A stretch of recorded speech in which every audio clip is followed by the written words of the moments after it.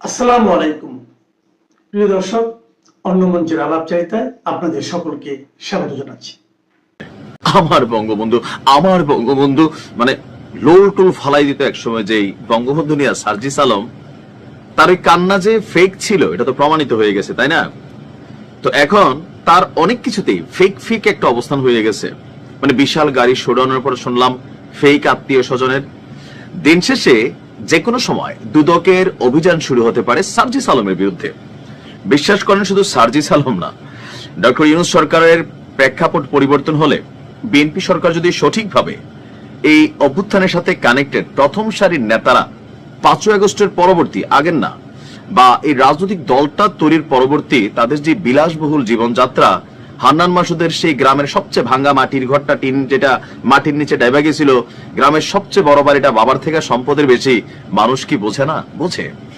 তবে জালিয়াতি করতে গিয়া সর্বোচ্চ জালিয়াতিটা করে ফেলছে সার্জিস আলম, আর এর কারণেই তার বিরুদ্ধে দুদকের ইনভেস্টিগেশন হতে পারে। কারণ নির্বাচন কমিশনে যে হলফনামা দিছে সেইখানে ভাতিজা কট খেয়ে গেছে। কট খাওয়ার সিস্টেমটা কোথায় হয়ে গেল? ইসিতে জমা দেওয়া নথিপত্রে আয়ের তথ্যে গরমিল পাওয়া গেছে সার্জিস আলমের।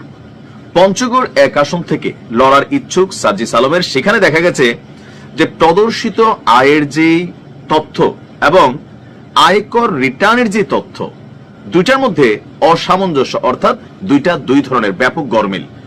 হলফনামায় সার্জিস নিজেকে ব্যবসায়ী পরিচয় দিয়েছেন। তো তোমার ব্যবসাটা কি বাবা? কি তৈরি করো? আমরাও কিনলাম খাইলাম, ফাস্টফুড নাকি অন্য কোনো ব্যবসা? যাই হোক, বার্ষিক ব্যবসায়িক আয় দেখিয়েছে 9 লক্ষ টাকা। 9 লক্ষ টাকা প্রফিট করতে গেলে, আমি নিজেও একজন ব্যবসায়ী, বাংলাদেশে কোটি কোটি টাকা বিনিয়োগ আছে আমার, তো সেখান থেকে ভাই বছর শেষে 9 লাখ টাকা আয় করা, সকল ব্যয়ভার খরচ মিটিয়ে আসলেই কিন্তু কষ্টকর। তো কয় কোটি টাকা বিনিয়োগ করছে সার্জিস কোন ব্যবসায় যেখান থেকে 9 লাখ প্রফিট হয়? আমরাও করলাম, যেহেতু আমিও একজন উদ্যোক্তা বিনিয়োগকারী ব্যবসায়ী। এটা আমার ব্যক্তিগত তথ্যের জন্য আমি জানতে চাইলাম আর কি। যাই হোক, অথচ তার যেখানে তিনি বার্ষিক আয় দেখিয়েছেন 9 লাখ, 25-26 করবর্ষের আয়কর রিটার্নে সেখানে তিনি আয় উল্লেখ করেছেন 28,05,000 টাকা। এখন হলফনামায় দিছে কয় লাখ? 9 লাখ। আর আয়কর রিটার্নে কত দিছে? 28 লাখ, অর্থাৎ 3 গুণের চেয়েও বেশি তার আয়, যা হলফনামা তথ্যের সাথে কি পরিমাণ অসামঞ্জস্য বুঝতে পারছেন।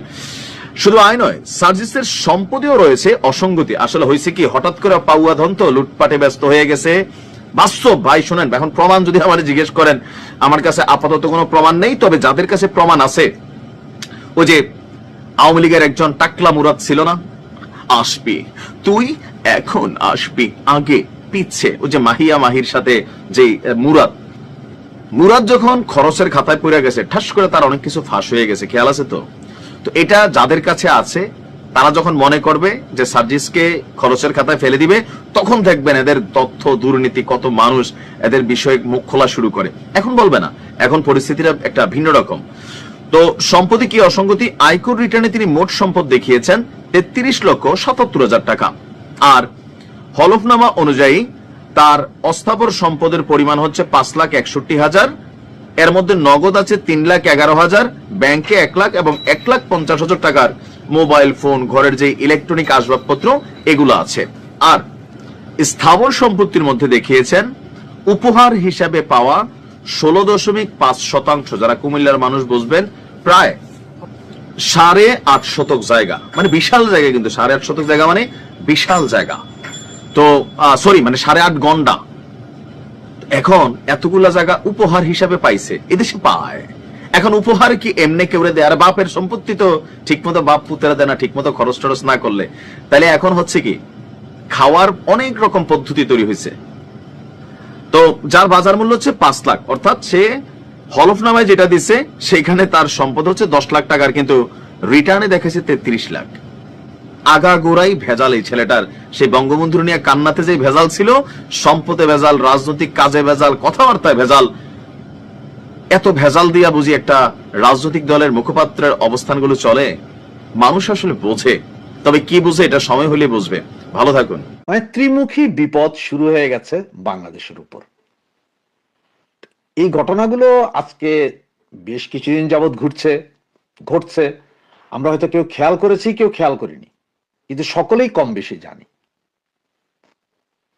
তো কম বেশি জানতে বলতে দেখেন ক্রিকেট নিয়ে কি হয়েছিল যে মুস্তাফিজ আমাদের একজন ক্রিকেটার, বাংলাদেশের খ্যাতনামা ক্রিকেটারই মুস্তাফিজ, তাকে আপনার শাহরুখ খানের দলে নেওয়া হয়েছিল 12 কোটি টাকা, মানে 9.25 লক্ষ রুপি, 12 কোটি টাকা প্রায় টাকায় বাংলাদেশে এই ক্রিকেটারকে নেওয়া হয়েছিল খেলার জন্য।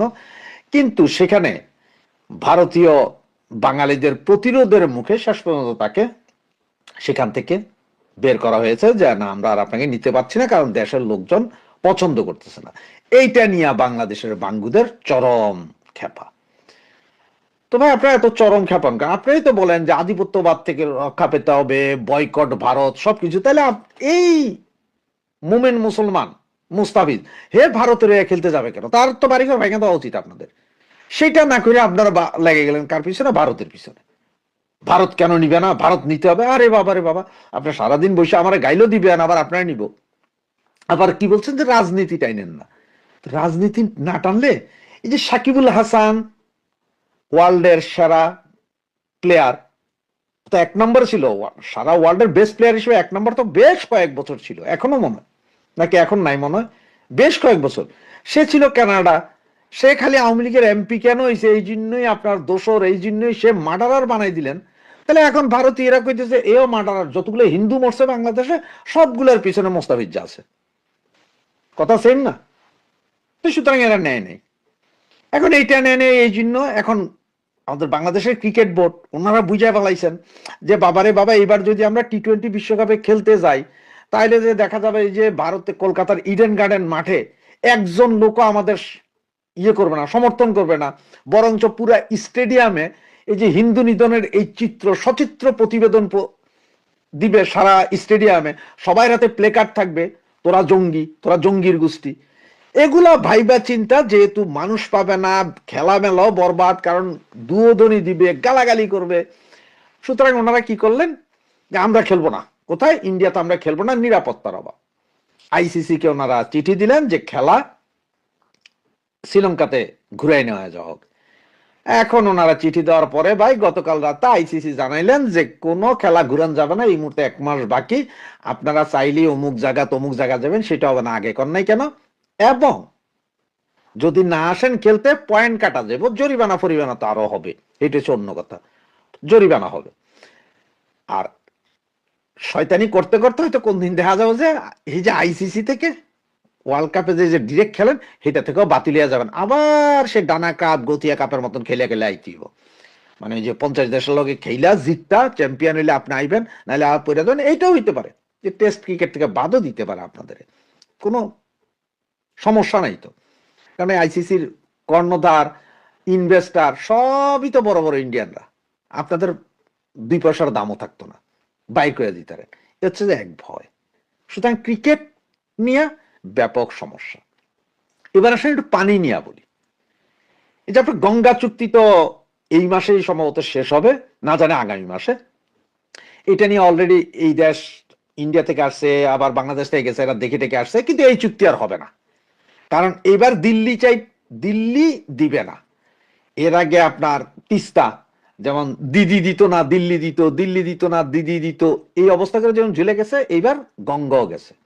শুধু গঙ্গা না, যেটা শোনা যাচ্ছে বা যেটা খবর পাওয়া যাচ্ছে যে ভারতের অভিন্ন 53টা নদী, যে 53টা নদী বাংলাদেশের বিভিন্ন নদী নালা খাল বিলের সাথে এসে মিশছে, এগুলো সবগুলোতেই তারা এবার ব্যারিকেড দিবে। এখন আপনারা তো অনেকে বলতে পারেন যে আরে ভাই ওরা পানি না দিলে কি হবে, বন্যার সময় পানি না, তখন তো ডুবে যাবে না। ভাই যখন দরকার তখন পানি ছাইড়া দিবে, আর যখন আপনাদের দরকার হবে তখন ওরা পানি দিবে না। পানি নেই, দিচ্ছি না, চুক্তি নেই, আমার দেশের দরকার। আর পানি যখন বেশি হবে, বৃষ্টির পানি বেশি হইতেছে, বাস ছেড়ে দিব ছাইগরা, আর ওরা ওইদিকে যাইতেছে, আমার কি? আপনি এখানে বাদ দেন, ওই যে কইছিলেন না ফারাক্কা বাদ দিবেন, আর একটা তিস্তা বাদ দিবেন। সুতরাং শুকাইয়া মারবে, মানে পানি, যেটা বলা হচ্ছে যে সারা পৃথিবীতে এক সময় পানি নিয়ে যুদ্ধ হবে, সেই পানি যুদ্ধ শুরু হয়ে গেল। এখন কি করবেন বঙ্গু মুসলমানেরা? 53টা নদীর পানি যদি বন্ধ করে দেয়, আপনারা হাইগা হোসার জন্য পানি পাইবেন না। এমনি তো মুইটা তো আর টিস্যু পেপার ব্যবহার করতে পারেন না, যার কারণে একটা ফতোয়া জারি করছেন আপনারা যে পাথর দিয়া নুনু মোছেন, সেটা করবেন, পায়খানা করে সেটা দিয়া মুছবেন। আর নাই তো নিজের লুঙ্গি দিয়া নিজে মুছবে, কারণ এছাড়া তো আর উপায় নেই। পানি দিয়া এটা গ্যাদারিং শুরু হইতেছে মানে অলরেডি হয়ে গেছে। কোনো চুক্তি হবে না, নট এ সিঙ্গেল চুক্তি, সব চুক্তি হচ্ছে হবে, কোনো সমস্যা নাই। কারণ হচ্ছে যে এই গঙ্গা চুক্তি বা গঙ্গার পানি বন্টন, এরপরে ফারাক্কাবাদ, এগুলো নিয়ে কিন্তু একসময় কিন্তু আপনার জাতিসংঘে গেছিলেন জিয়া রহমানের আমলে, কোনো ফায়দা হয়নি, জাতিসংঘ কিছু করতে পারেনি। এদিকে আপনাদের দুর্ভাগ্য, নির্বাচনের জন্য জাতিসংঘ সহ বিদেশি যেসব মিশনগুলোকে আসতে হয় কেউ আসতে রাজি হয় নাই। পৃথিবীর সবচেয়ে ভালো একখান নির্বুদ্ধিতার কাম করছেন, বললেন যে কি আসেন আপনারা নির্বাচন দেখেন, আপনাদের খানা দানা, হোটেলে থাকার পয়সা, পকেট খরচের পয়সা, প্রয়োজনে কন্যার পয়সা দেবো, তারপরে আসেন একটু বৈধতা দিয়ে যান।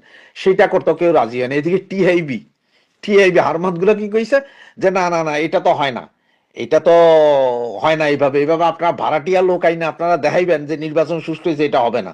আর পৃথিবীর সব দেশই সমালোচনা করতেছে যে এটা কি, আমরা কি ভাড়াটিয়া গুন্ডা যে তুমি আমাদের সব দিবে, আমরা যে তোমার এখানে যাবো? সুতরাং ওইখানে ধরা। এবার আসেন ভিসা। অলরেডি বাংলাদেশের পাসপোর্টের উপরে পৃথিবীর বিভিন্ন দেশ ভিসা দেওয়া অলরেডি বন্ধ করে দিছে। যেখানে আগে আমরা নেপাল ভুটানে সরাসরি যাইয়া পোর্ট এন্ট্রি ভিসা পাইতাম, সেটাও এখন দেওয়া হচ্ছে, সরাসরি ব্যাক করাই দিচ্ছে আমাদেরকে।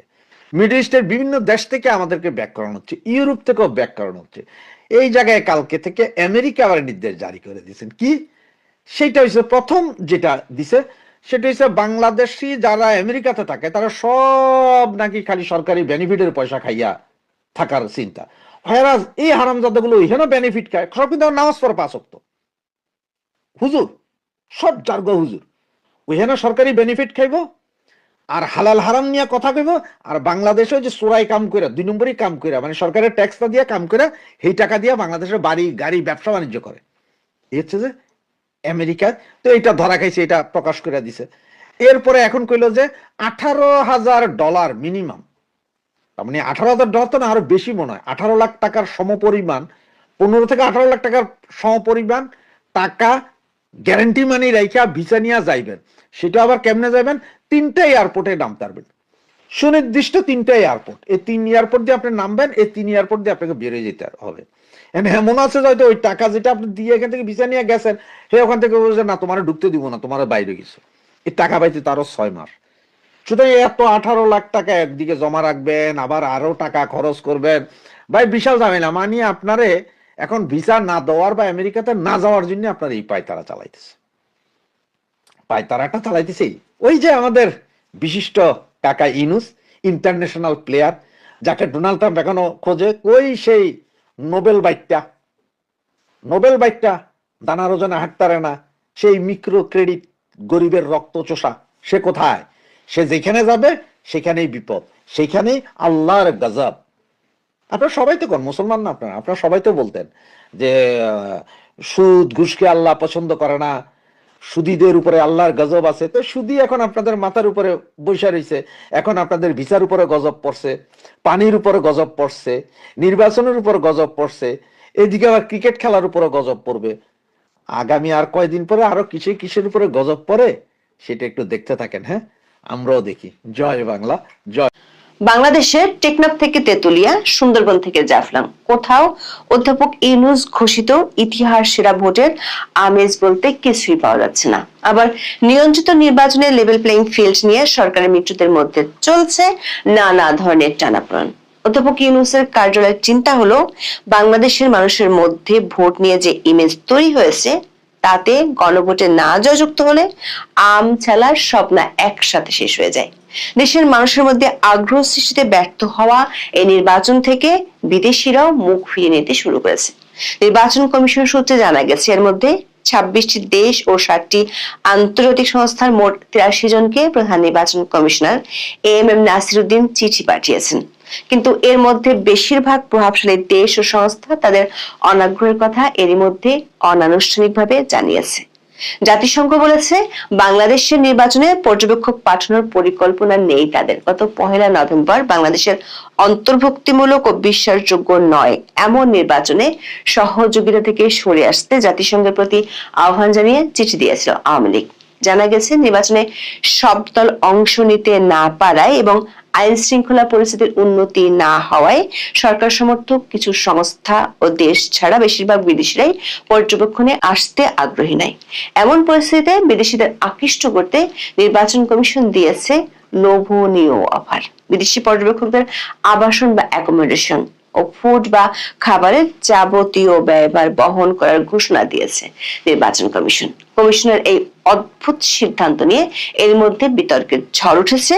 ট্রান্সপারেন্সি ইন্টারন্যাশনাল বাংলাদেশ বা টিআইবির বিদেশি নির্বাচন পর্যবেক্ষকদের থাকা খাওয়ার খরচ বহনের নির্বাচন কমিশনের সিদ্ধান্তকে অপরিণামদর্শী, বৈষম্যমূলক এবং স্বার্থের দ্বন্দ্ব সৃষ্টিকারী বলছে। সবচেয়ে বড় কথা হলো, আন্তর্জাতিক নির্বাচন পর্যবেক্ষণ নীতিমালা অনুযায়ী ইইউ বা কমনওয়েলথের মতো নামকরা সংস্থাগুলো কোনো দেশের টাকায় নির্বাচন পর্যবেক্ষণে যেতে পারে না। প্রশ্ন হলো, নির্বাচন কমিশন আসলে দেশের টাকা দিয়ে কোন ভুলফোর সংস্থাগুলোকে আনতে এমন ঘোষণা দিল? অথবা ইউনূসের শাসনামলের ধারাবাহিকতায় নির্বাচনের তফসিল ঘোষণার পর থেকে কম বেশি প্রতিদিন দেশের কোথাও না কোথাও খুন খারাপি আর মব সন্ত্রাস চলছে। এমন পরিস্থিতিতে নির্বাচন কমিশন চিন্তিত অস্ত্র উদ্ধার আর সন্ত্রাস নিয়ে। নির্বাচন কমিশনের অবসরপ্রাপ্ত ব্রিগেডিয়ার জেনারেল আব্দুল ফজল মোহাম্মদ সানাউল্লাহ অবশ্য দাবি করেছেন, অবৈধ অস্ত্র উদ্ধারে 15 জানুয়ারি থেকে যৌথ বাহিনীর অভিযান আরো গতিশীল হবে। অবশ্য এমন কথা স্বরাষ্ট্র মন্ত্রণালয় থেকে গত 16 মাস ধরে শোনা যাচ্ছে। এর মধ্যে সরকারি কিংস পার্টিগুলোর আশঙ্কা হলো, লেভেল প্লেইং ফিল্ড নিয়ে তাদের অভিযোগ, নির্বাচনের আগে একটি নির্দিষ্ট দলের প্রতি প্রশাসন এক ধরনের একতরফা পক্ষপাতিত্বের পরিচয় দিচ্ছে। জাতীয় নাগরিক পার্টি বা এনসিপির মুখপাত্র, দলটির কেন্দ্রীয় নির্বাচন পরিচালনা কমিটির প্রধান আসিফ মাহমুদ সজীব ভুঁইয়া 6 ডিসেম্বর নির্বাচন কমিশনে গিয়ে এমন অভিযোগের কথা শুনিয়ে এসেছেন। জাতীয় সংসদ নির্বাচনের ভোট গ্রহণ ও গণভোট সুষ্ঠু এবং নিরপেক্ষভাবে হবে কিনা তা নিয়ে শঙ্কার কথা জানিয়েছেন কিছুদিন আগে সরকারের কিচেন ক্যাবিনেটের সদস্য থাকা এই উপদেষ্টা। অন্যদিকে অন্তর্বর্তী সরকার চিন্তিত গণভোট নিয়ে। প্রচারণায় নেমেও মানুষের মধ্যে তেমন সাড়া ফেলতে না পারায় নতুন নতুন কর্মসূচি হাতে নিতে যাচ্ছে সরকার। এমন পরিস্থিতির মধ্যে জাতিসংঘ বলছে, বাংলাদেশের সংসদ নির্বাচনে পর্যবেক্ষক পাঠানোর কোনো পরিকল্পনা সংস্থাটির নেই। 6 জানুয়ারি নিয়মিত ব্রিফিং এ বিষয়ে প্রশ্নের জবাবে জাতিসংঘের মহাসচিবের মুখপাত্র স্টেফান দুজারিক বলেন, জাতিসংঘ নিজে নির্বাচন পর্যবেক্ষক পাঠায় না যদি না সাধারণ পরিষদ বা নিরাপত্তা পরিষদের পক্ষ থেকে কোনো ম্যান্ডেট থাকে। এটি এখন আর জাতিসংঘের কাজের অংশ নয়। জাতিসংঘ সবশেষ 2024 সালে ভেনেজুয়েলার প্রেসিডেন্ট নির্বাচনে একটি বিশেষজ্ঞ প্যানেল পাঠিয়েছিল। দর্শক, বাংলাদেশে অন্তর্ভুক্তিমূলক ও বিশ্বাসযোগ্য নয় এমন নির্বাচনের সহযোগিতা থেকে সরে আসতে জাতিসংঘের প্রতি আহ্বান জানিয়েছে আওয়ামী লীগ গত 1 নভেম্বর জাতিসংঘকে চিঠি দিয়েছিল। ঢাকায় জাতিসংঘ উন্নয়ন কর্মসূচি বা ইউএনডিপি এর প্রতিনিধি স্টেফান লিলার বরাবর পাঠানো চিঠিতে এই আহ্বান জানানো হয়। দলের পক্ষে চিঠিটি পাঠিয়েছিলেন সাবেক শিক্ষামন্ত্রী মহিবুল হাসান চৌধুরী নওফেল। দর্শক, শুধু জাতিসংঘ নয়, আরো বহু সংস্থা থেকে ইতিবাচক সাড়া পাচ্ছে না বাংলাদেশের নির্বাচন কমিশন। জানা গেছে, এর মধ্যে 26টি দেশ ও 7টি আন্তর্জাতিক সংস্থার মোট 83 জনকে প্রধান নির্বাচন কমিশনার এএমএম নাসিরউদ্দিন চিঠি পাঠিয়েছেন। এসব ব্যক্তিদের আসা যাওয়ার খরচ সহ 5 দিনের বিশেষ আতিথেয়তা দিতে চেয়ে আমন্ত্রণ জানিয়েছে ইসি। গত 30 ডিসেম্বর পাঠানো চিঠিতে সংশ্লিষ্টদের 15 জানুয়ারির মধ্যে এ বিষয়ক তথ্য নির্বাচন কমিশনকে নিশ্চিত করতে বলা হয়েছে। আগ্রহী বিদেশি গণমাধ্যম, সাংবাদিক সহ পর্যবেক্ষকদের 17 জানুয়ারির মধ্যে ইসিতে আবেদনের সময়সীমাও নির্ধারণ করা হয়েছে। আন্তর্জাতিক সংস্থার মধ্যে সার্ক, কমনওয়েলথ, ওআইসি, অ্যানফ্রেল, এওএ, আইআরআই ও এনটিআই রয়েছে। সূত্রগুলো বলছে, এখনো পর্যন্ত ইইউ ছাড়া অন্য কোনো সংস্থার পক্ষ থেকে প্রাথমিক সম্মতিও পায়নি ইসি। তবে সূত্রগুলো বলছে, আসন্ন সংসদ নির্বাচন পর্যবেক্ষণের জন্য ইউরোপীয় ইউনিয়নের প্রধান পর্যবেক্ষক ও ইউরোপীয় পার্লামেন্টের সদস্য ইভার্স ইজাপস 8 জানুয়ারি ঢাকায় আসছেন। এই সফরের পরও নির্বাচন পর্যন্ত আরো 2 বার বাংলাদেশ সফর করার কথা রয়েছে তার সফরের পরই ইইউ চূড়ান্ত সিদ্ধান্ত নেবে। এমনকি পাকিস্তান, তুরস্ক ছাড়া অন্য দেশগুলোর কাছ থেকে এখনো ইতিবাচক সাড়া মেলেনি। 2008 সালে নবম সংসদ নির্বাচনে রেকর্ড সংখ্যক 593 জন বিদেশি পর্যবেক্ষক ভোট পর্যবেক্ষণ করেছিলেন। বিদেশিদের কাছ থেকে ইতিবাচক সাড়া না পাওয়ার মধ্যে বাংলাদেশের নির্বাচন কমিশন ঘোষণা করেছে, তারা বিদেশি পর্যবেক্ষকদের আবাসন ও খাবারের খরচ বহন করবে। পর্যবেক্ষকদের আতিথেয়তায় ইসি বিভিন্ন দেশ থেকে আগত মোট 83 জন বিদেশি পর্যবেক্ষকের আবাসন বা অ্যাকোমোডেশন বা ফুড ও খাবারের যাবতীয় ব্যয়ভার বহন করবে। নির্বাচন কমিশনের দাবি, আন্তর্জাতিক অঙ্গনে নির্বাচনের বিশ্বাসযোগ্যতা তুলে ধরতে কমিশনের পক্ষ থেকে এই উদ্যোগ নেওয়া হয়েছে। অথচ আন্তর্জাতিক বিধান বলছে নির্বাচন কমিশন এমনটা করতে পারে না, কারণ এই সিদ্ধান্তটি আন্তর্জাতিক নির্বাচনী পর্যবেক্ষণের মূল স্তম্ভ এবং 2025 সালের ডিক্লারেশন অফ প্রিন্সিপালস বা ডিওপি এর সরাসরি পরিপন্থী।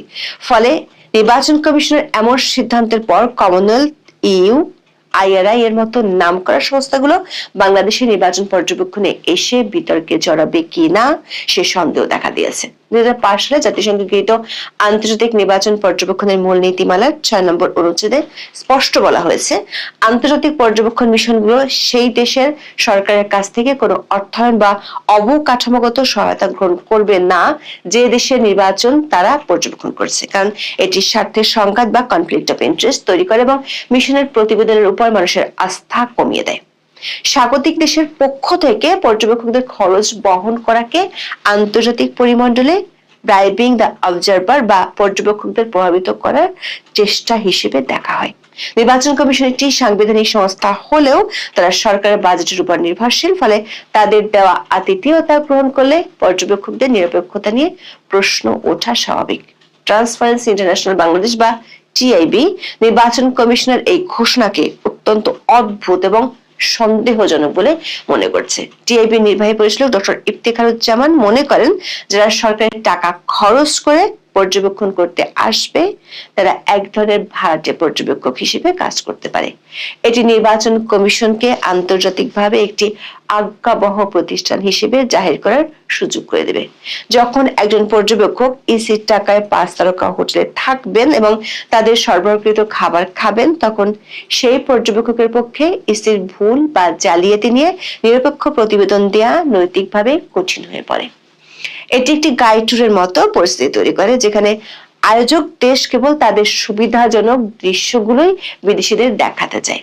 টিআইবি বলছে এই সিদ্ধান্ত স্পষ্টতই বৈষম্যমূলক, কারণ বিদেশি পর্যবেক্ষকদের জন্য এমন সুবিধা দেওয়া হলে দেশি পর্যবেক্ষকদের ক্ষেত্রেও একই ব্যবস্থা প্রযোজ্য হওয়া উচিত। সবশেষ জর্জিয়া 2024 সালের নির্বাচনে এ ধরনের ভাড়া করা 23 জন বিদেশি পর্যবেক্ষক অংশ নেওয়ার ঘটনা নিয়ে সমালোচনা হয়। টিআইবি বাংলাদেশের নির্বাচন কমিশনের অফার করা এই সুবিধা না নেওয়ার জন্য বিদেশি পর্যবেক্ষকদের প্রতি আহ্বান জানিয়েছে।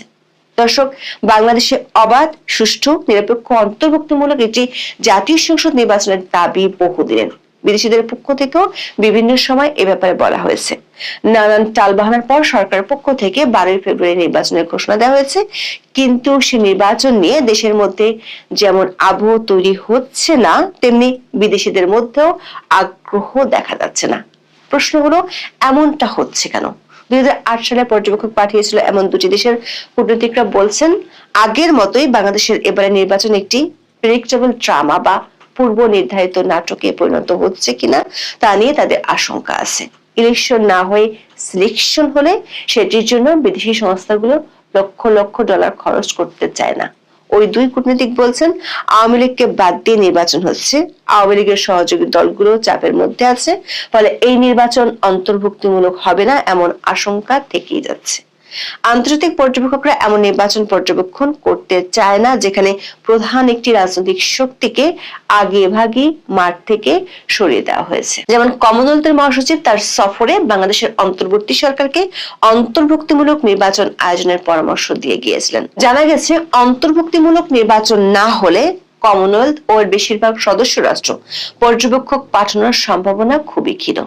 আবার সরকারের মিত্র দলগুলোর মধ্যে বিভেদ স্পষ্ট হয়ে উঠেছে, ফলে অনেকেই মনে করছেন এই নির্বাচন কেবল একটি বিশেষ পক্ষকে জয়ী করার আয়োজন মাত্র, যেখানে প্রকৃত রাজনৈতিক প্রতিযোগিতা অনুপস্থিত থাকবে। বিদেশিদের আশঙ্কা, অন্তর্বর্তী সরকারের ব্যর্থতায় এই নির্বাচনে সহিংসতার আশঙ্কা ব্যাপক। তফসিল ঘোষণার পর থেকে একের পর এক হত্যাকাণ্ড সেই সংখ্যাকে আরো বাড়িয়ে দিয়েছে। এমন পরিস্থিতিতে ভোটাররা নিশ্চিন্তে ভোট দিতে পারবেন কি না সেটি নিয়ে অনিশ্চয়তা আছে। বড় দেশগুলোর বেশিরভাগ দূতাবাস নির্বাচনী প্রচার শুরু হলে নিজেদের কর্মীদেরকে অতিরিক্ত সতর্কতার সাথে চলাফেরার পরামর্শ দিয়ে রেখেছে। এমন পরিস্থিতিতে পর্যবেক্ষক টিম পাঠানোর সিদ্ধান্ত নেয়ার পক্ষেই বেশিরভাগ দেশ ও দাতা সংস্থা। দর্শক, বিদেশি পর্যবেক্ষকরা কখনো একটি দেশের গণতন্ত্রকে উদ্ধার করতে পারে না, তারা কেবল আয়নার মতো কাজ করে। কিন্তু আবাসন ও খাবারের খরচ দিয়ে কেবল কিছু ভাড়া করা পর্যবেক্ষক পাওয়া সম্ভব, কিন্তু আন্তর্জাতিক মহলের আস্থা অর্জন কি সম্ভব? যদি নির্বাচনের সকল পক্ষের অংশগ্রহণ নিশ্চিত না হয়, তবে এই নির্বাচনটি ইতিহাসে কেবল আরেকটি নিয়ন্ত্রিত আনুষ্ঠানিকতা হিসেবে স্থান পাবে। এখন এই পর্যন্ত, সবাই ভালো থাকবেন। আসসালামু আলাইকুম দর্শক। ডক্টর মোহাম্মদ ইউনূস এবং তার অন্যতম সেনাপতিদের মধ্যে একজন অন্যতম সেনাপতি শফিক সাহেব, ওনার তথ্য ভান্ডারের দায়িত্বে প্রধান উপদেষ্টার প্রেস উইং এর চিফ শফিক সাহেব, তিনি মাত্র একদিন আগে বলেছেন যে ইন্টারন্যাশনাল কমিউনিটির সাংঘাতিক সাপোর্ট তাদের এই ইলেকশনের প্রতি, যে একটা পিকুলিয়ার ইলেকশন তারা আয়োজন করতে যাচ্ছে। সোজা বাংলায় বললে একতরফা ইলেকশন, বোঝাপড়া ইলেকশন, সমঝোতার ইলেকশন, আওয়ামী লীগ স্টাইল, আওয়ামী লীগ থেকে শেখার ইলেকশন। সেই ইলেকশনের জন্য নাকি ওয়ার্ল্ডের কোনো কারো মাথা ব্যথা নাই। তাদের ইউরোপীয় ইউনিয়নের তাদের পর্যবেক্ষক আসছে, তাদেরকে জামাই আদর করে খাওয়াবে, থাকাবে। টিআরবিএস কে প্রশ্ন তুলেছে যে এগুলো ঠিক না। সেই সময়ে ডক্টর ইউনূসের এই স্বপ্নকে দুঃস্বপ্ন করে দেওয়ার মতন কিছু খবরাখবর আসছে কিনা ইন্টারন্যাশনাল কমিউনিটি যারা খোঁজ রাখেন তারা জানেন। তার পাশাপাশি এই খবরটি যদি আপনারা চোখ বুলিয়ে থাকেন এর মধ্যে, তারপরে একটু ধরিয়ে দিয়ে আসন্ন ত্রয়োদশ জাতীয় সংসদ নির্বাচনে বাংলাদেশে পর্যবেক্ষক পাঠানোর কোনো পরিকল্পনা নেই বলে জানিয়েছে জাতিসংঘ। সোমবার স্থানীয় সময় নিয়মিত ব্রিফিং এ বিষয়ে প্রশ্নের জবাবে জাতিসংঘ মহাসচিবের মুখপাত্র স্টেফান দুজারিক এ তথ্য জানান। দুজারিক বলেন, জাতিসংঘ নিজে নির্বাচন পর্যবেক্ষক পাঠায় না যদি না সাধারণ পরিষদ বা নিরাপত্তা পরিষদের পক্ষ থেকে কোনো ম্যান্ডেট থাকে। এটি এখন আর আমাদের কাজের অংশ নয়। তবে বাংলাদেশে জাতিসংঘের কার্যালয়ে নির্বাচন সংক্রান্ত কোনো কারিগরি সহায়তা দিচ্ছে কিনা সে বিষয়ে খোঁজ খবর নেওয়া হবে বলে জানান তিনি। দুজারিক জানান, নির্বাচনের ক্ষেত্রে এ ধরনের কারিগরি সহায়তা জাতিসংঘ প্রায়ই দিয়ে থাকে। বাংলাদেশে গণতান্ত্রিক রূপান্তরের প্রেক্ষাপটে তার প্রত্যাবর্তন কিভাবে দেখা হচ্ছে এমন প্রশ্নের জবাবে দুজারিক বলেন, আমি খবরের মূল্যায়ন করি না, সাংবাদিকরাই খবরের মূল্যায়ন করেন। তবে বাংলাদেশের জনগণ যেন নিজেদের রাজনৈতিক দৃষ্টিভঙ্গি অবাধে প্রকাশ করতে পারে, সেই প্রক্রিয়াকে জাতিসংঘ সমর্থন করবে বলে মন্তব্য করেন মুখপাত্র। এবার বাংলাদেশের জনগণের সবার তার মতামত অবাধে প্রকাশের সুযোগ থাকছে কিনা নির্বাচনে, এটা জাতিসংঘও জানে, আমরাও জানি, এবং যারা নির্বাচনের আয়োজন করছে তারাও খুব ভালোভাবে জানে। ব্রিফিং এ বাংলাদেশের সাবেক প্রধানমন্ত্রী ও বিএনপি চেয়ারপারসন বেগম খালেদা জিয়ার মৃত্যুর বিষয়ে প্রতিক্রিয়া জানতে চাইলে স্টেফান দুজারিক তিনি বলেন, তার মৃত্যুতে আমরা তার পরিবারের প্রতি এবং বাংলাদেশের জনগণের প্রতি আমাদের সমবেদনা জানাচ্ছি। এ সময় বিএনপি ভারপ্রাপ্ত চেয়ারম্যান তারেক রহমানের দীর্ঘ 17 বছর পর দেশে ফেরার প্রসঙ্গ এবং বাংলাদেশের গণতান্ত্রিক রূপান্তরের প্রেক্ষাপটে তার প্রত্যাবর্তন কিভাবে দেখা হচ্ছে এমন প্রশ্নের জবাবে জানান, তিনি সংবাদ বা রাজনৈতিক ঘটনার মূল্যায়ন করেন না, সংবাদ বিশ্লেষণের দায়িত্ব সাংবাদিকদের। তারেক রহমান আগামীতে সফল হবেন কি হবেন না সেটা টোটালি ডিপেন্ড করে তার কর্মের উপরে। তিনি এখন মূল্যায়ন করার কোনো সুযোগ নেই। তবে স্টেফান দুজারিক জোর দিয়ে বলেন, বাংলাদেশের জনগণ যেন তাদের রাজনৈতিক মতামত অবাধে প্রকাশ করতে পারে, সেই গণতান্ত্রিক প্রক্রিয়াকে জাতিসংঘ সমর্থন করে যাবে। উল্লেখ্য, ঘোষিত তফসিল অনুযায়ী 12 ফেব্রুয়ারি বাংলাদেশে নির্বাচন হওয়ার কথা। রাজনৈতিক সংশ্লিষ্ট মহল যারা আছেন, যখন থেকে জাতিসংঘ জানিয়েছে তা নির্বাচন পর্যবেক্ষণ করতে আসছেন না, তখন থেকে সবাই নড়ে চড়ে বসেছেন যে জাতিসংঘ কি তাহলে ভিন্ন কোনো সিগন্যাল দিচ্ছে। এর মধ্যে আপনারা জানেন, কমনওয়েলথের সিগন্যাল সম্পর্কে আমরা জেনেছি, আইআরআই এর সিগন্যাল সম্পর্কে জেনেছি, আমরা ভারতের সিগন্যাল সম্পর্কে জেনেছি, আমেরিকার সিগন্যাল সম্পর্কে আমরা ধারণা পাচ্ছি যে বাংলাদেশে একটি গ্রহণযোগ্য এবং অংশীদারত্বমূলক নির্বাচন ছাড়া ইন্টারন্যাশনাল কমিউনিটি বিকল্প কিছু ভাবছে না। বাংলাদেশে এখন যে নির্বাচনের প্লট তৈরি হয়েছে, যেভাবে এখন নির্বাচনটা হতে যাচ্ছে, সেই নির্বাচন দিয়ে ভবিষ্যৎ বাংলাদেশ এমন একটা পরিস্থিতিতে যে নির্বাচন হলেও বিপদ, না হলে বিপদ। হলে সেটা একতরফা নির্বাচন, বাংলাদেশে স্থিতিশীলতা আসবে না। আর না হলে বিপদ হচ্ছে চরমপন্থাদের হাতে বাংলাদেশের চালিকা শক্তি যেটা প্রায় চলে গেছে, সেটা আরো দৃঢ়ভাবে চলে যেতে পারে। ভালো থাকবেন, সুস্থ থাকবেন।